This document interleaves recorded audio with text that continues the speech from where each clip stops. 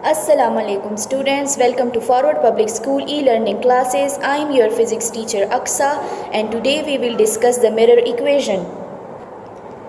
Page number 61 of your book, the mirror equation. Drawing light ray diagrams are helpful in explaining and predicting the properties of image formed in plane, concave and convex mirrors. To determine the magnification of the image and its position with precision, it is necessary to draw very accurate scale diagrams. अगर आपको एक image के position और उसके magnification के बारे में जानना है तो आपको बिल्कुल एक्यूरेट स्केल डायग्राम्स ही बनानी पड़ेंगी. रफ डायग्राम्स बनाएंगे तो आपको फिर एग्जैक्ट पोजीशन के बारे में पता नहीं चलेगा. The mirror equation on the other hand is a precise mathematical relationship between the object distance and the image distance for a given mirror. इसको आप अंडरलाइन करें. जो हमारे पास मिरर इक्वेशन है जिसको हम अभी थोड़ी देर में प्रूफ भी करेंगे, डिराइव करेंगे, ये हमें बेसिकली एक ख़ास मिरर के लिए ऑब्जेक्ट डिस्टेंस और उसके इमेज डिस्टेंस को आपस में रिलेट करता है. The following quantities are included in mirror formula.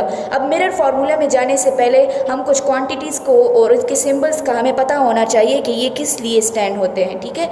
अब small F is equal to focal length of the mirror. अब फोकल लेंथ मिरर के लिए हम स्मॉल एफ से ही डिनोट करेंगे या रिप्रेजेंट करेंगे. H naught is equal to the height of the object. Height of the object को आप एच नॉट से रिप्रेजेंट करेंगे. The height of the image is represented by H I. ठीक है. D naught is equal to the distance of the object from the mirror. अब जो mirror और object के बीच का डिस्टेंस है उसे हम डी नॉट से रिप्रेजेंट करेंगे. D I is equal to the distance of the image from the mirror. अब जो डी आई है, जो इमेज का डिस्टेंस है मिरर से, उसको हम डी आई से रिप्रेजेंट करेंगे.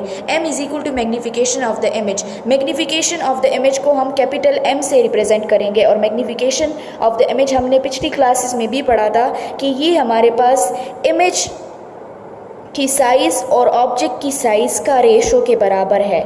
ठीक है.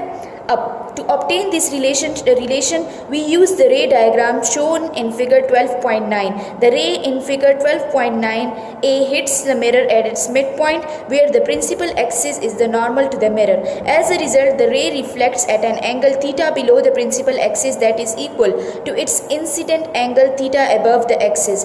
Therefore, the two green triangles in this diagram are similar, from which it follows the ratio of equivalent sides of similar triangles are equal. अब पेज नंबर 62 पे आप फिगर 12.9 का पार्ट ए देख सकते हैं.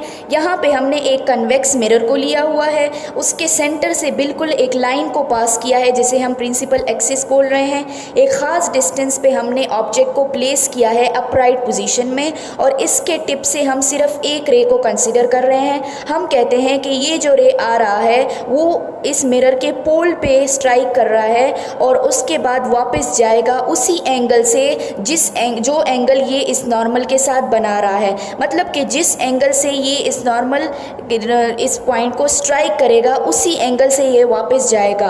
अब हम इस फिगर में देख सकते हैं कि ये जो सी पॉइंट है that centre of curvature, F जो है ये फोकल पॉइंट है, पी मैंने आपको पहले भी बताया कि ये पोल या वर्टेक्स है जो मिरर का मिड पॉइंट है.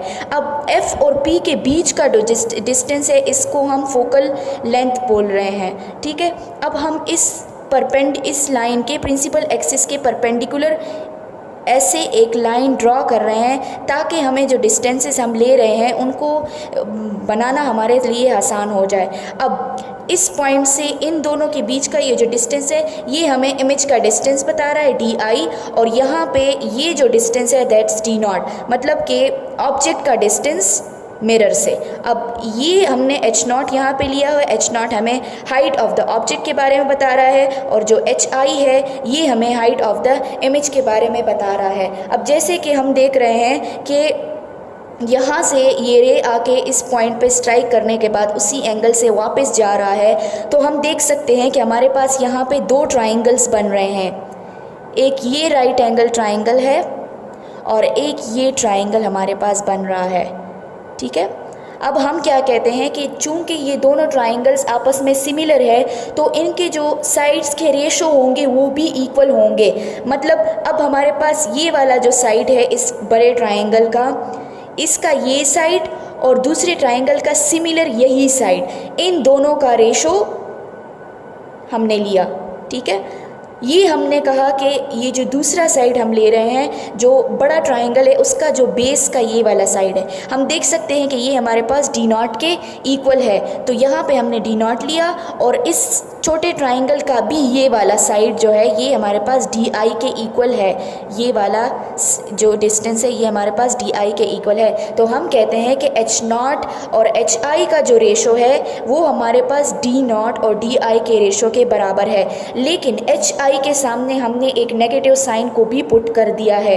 The image height is negative because it is inverted. हम देख सकते हैं कि हमारे पास जो इमेज यहाँ पे बन रहा है वो इन्वर्टेड है, इसीलिए हमने एच आई के सामने मतलब हाइट ऑफ द इमेज के सामने एक नेगेटिव साइन को भी प्लेस कर दिया है। अब हम आते हैं सेकेंड फिगर की तरफ।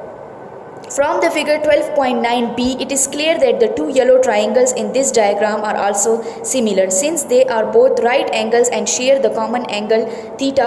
Thus, by using the same rule of similar triangles, we get हमारे पास आप यहाँ पे भी एक जो है मिरर देख सकते हैं, कनकेव मिरर। यहाँ पे प्रिंसिपल एक्सिस के परपेंडिकुलर हम एक लाइन को ऐसे ड्रॉ कर रहे हैं, ठीक है। अब यहाँ पे हमने ऑब्जेक्ट को प्लेस किया है, इसके टिप से हम एक दूसरा रे ले रहे हैं। हम कहते हैं कि ये जो रे है ये फोकल पॉइंट से गुजर के इस पॉइंट पे मिरर को स्ट्राइक कर रहा है और जब ये वापस रिफ्लेक्ट होगा तो ये प्रिंसिपल एक्सिस के बिल्कुल पैरेलल जा रहा है। जब यहाँ पे हमारे पास हमने कहा कि इमेज बन रहा है तो यहाँ पे हम देख सकते हैं कि हमारे पास दो येलो ट्राइंगल्स आ रहे हैं जो राइट एंगल ट्राइंगल्स हैं। दोनों का जो एंगल है ये दोनों एंगल्स भी आपस में सेम है, जिन्हें हम वर्टिकल एंगल्स भी बोल रहे हैं। तो हम कह सकते हैं कि ये वाला जो ट्राइंगल और ये वाला, अब जो एच आई है ना, इन दोनों के बीच का जो सेपरेशन है प्रिंसिपल एक्सिस और इस वाले रे के बीच का, वो यहाँ पे भी तो सेम है। तो हम ये अपने आसानी के लिए इस तरह का एक एरो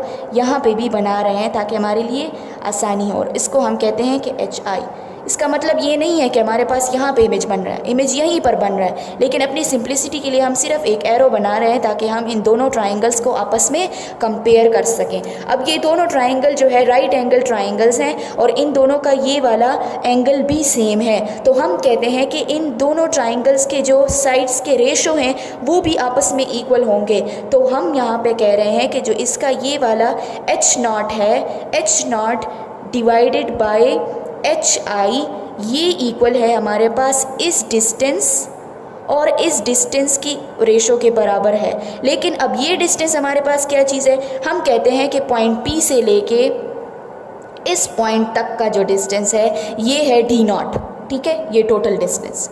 अब ये हम सिर्फ ये वाला डिस्टेंस ले रहे हैं, तो आपने टोटल डिस्टेंस से ये फोकल लेंथ का डिस्टेंस सब्ट्रैक्ट करेंगे तो आपके पास ये वाला डिस्टेंस आएगा।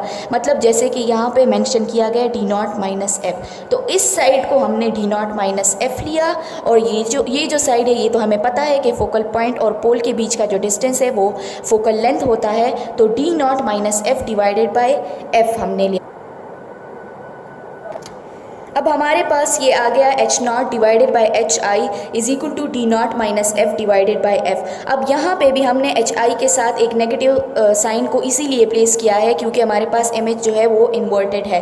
अब हम क्या करते हैं, comparing equation number 1 and equation number 2 we get, हम देख सकते हैं कि इक्वेशन नंबर 1 और इक्वेशन नंबर 2 का जो लेफ्ट हैंड साइड है ये दोनों सेम है। हम मैथ्स में एक बात करते हैं कि अगर हमारे पास a is equal to b है और a is equal to c है तो हम कहते हैं कि b और c भी आपस में इक्वल होते हैं। अब अगर इन दोनों इक्वेशंस के लेफ्ट हैंड साइड आपस में इक्वल हैं तो हम कहते हैं कि इनके राइट हैंड साइड्स भी आपस में इक्वल हैं। यहाँ पे हमने बोल दिया कि d naught by d i is equal to d naught minus f divided by f. अब हम नेक्स्ट स्टेप में क्या करते हैं, to isolate f cross multiply, हम क्रॉस मल्टीप्लिकेशन करते हैं। f को इस साइड पे मल्टीप्लाई करते हैं और डी आई को राइट साइड पे हम मल्टीप्लाई करते हैं। तो हमारे पास लेफ्ट साइड पे d naught multiply f equals to d i into d naught minus f. अब हम थोड़ा सा सिंप्लीफाई करते हैं तो d naught f is equal to d i into d naught, फिर नेगेटिव साइन, फिर डी आई इंटू एफ। इसको हमने इक्वेशन नंबर 3 का नेम दे दिया है। अब इक्वेशन नंबर 3 के साथ हम क्या करते हैं, divide both sides of equation number 3 by d naught d i and f we get. अब इस इक्वेशन के दोनों साइड्स को हम डी नॉट डी आई और एफ से डिवाइड करते हैं, जैसे कि हम यहाँ पे देख सकते हैं। अब जो सिमिलर टर्म्स है, मतलब इसके न्यूमरेटर में हमारे पास डी नॉट एफ है और डिनोमिनेटर में भी डी नॉट एफ है, तो डी नॉट एफ और डी नॉट एफ यहाँ पे कैंसिल आउट होके हमारे पास इस साइड पे सिर्फ 1/di बच जाएगा। अब राइट हैंड साइड पे हम आते हैं तो डी आई और डी नॉट को कि यहाँ पे कैंसिलेशन हो जाती है, तो इस साइड पे 1/f हमारे पास सिर्फ बच गया और minus D I F divided by d I D naught F, तो डी आई एफ और डी आई एफ कैंसिल हो गए और 1/d नॉट हमारे पास सिर्फ बच गया। अब थोड़ा सा सिंप्लीफाई करने के लिए हमने hence 1/f equals to 1/di plus 1/d naught, हमने क्या किया है कि 1/f को एक साइड पे छोड़ दिया और 1/di को दूसरी साइड पे शिफ्ट कर दिया, तो वो 1/di प्लस 1/d नॉट बन गया और ये हमारे पास 12.4 जो बॉक्स में बंद हमारे पास एक इक्वेशन नज़र आ रहा है, यही आपके पास रिक्वायर्ड मिरर इक्वेशन है। The final equation 12.4 above is known as the mirror formula। इसी equation 12.4 को हम mirror formula या mirror equation आप कह सकते हैं। It relates the distances of the object and the image of a concave mirror। ये concave mirror के लिए object distance और image distance को आपस में relate कर रहा है in terms of the mirror's focal length, और इसमें हम focal length को भी देख सकते हैं। The ratio of the height of the image to the height of the object is defined as the magnification। मैंने पहले भी आपको बताया था कि magnification हमारे पास इमेज हाइट और ऑब्जेक्ट हाइट के रेशो के बराबर है। आप इसको अंडरलाइन भी कर लें। पेज 63 पे आप मैग्नीफिकेशन के लिए फॉर्मूला देख सकते हैं कि hi/h0 is equal to magnification, और चूंकि हमने पीछे अभी पढ़ा था कि hi डिवाइडेड बाई h0 हमारे पास di/d0 के भी इक्वल होता है इक्वेशन नंबर 1 में, तो magnification is also equal to di/d0। We derive the magnification and mirror equations for a concave mirror forming a real image, but the equations apply as well to convex mirrors और to virtual images if we use the sign conventions describe below. अगर हम सही sign conventions को use करें तो हम mirror equation को convex mirror के लिए भी और वर्चुअल इमेजेस के केस में भी डिराइव कर सकते हैं। उम्मीद है स्टूडेंट्स कि आपको आज का टॉपिक समझ में आ गया होगा। स्टे होम, स्टे सेफ, अल्लाह हाफिज़।